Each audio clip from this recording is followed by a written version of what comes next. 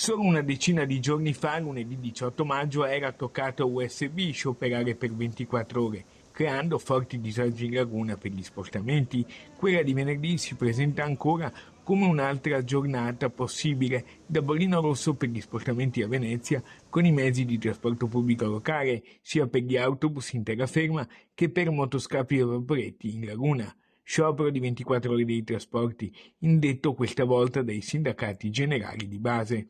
Per gli utenti si preannuncia un'altra giornata di passione, garantite, come per legge, solo le fasce protette e nella città d'acqua, dove non ci sono alternative a motoscafi e vaporetti, solo i collegamenti minimi con le isole. C'è attesa per capire quale sarà la percentuale di astensione dal lavoro, visti due scioperi così ravvicinati. Il sciopero di domani SGB assieme a tutti gli altri sindacati di base lo hanno dichiarato contro la concertazione e contro le economie di guerra. La concertazione perché è il risultato evidente che i salari, noi siamo gli ultimi in Europa sui salari.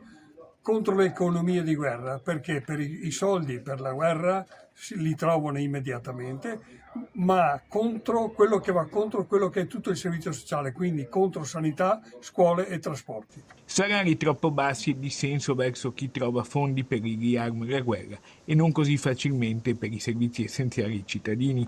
Queste le ragioni della protesta spiegate dai sindacati.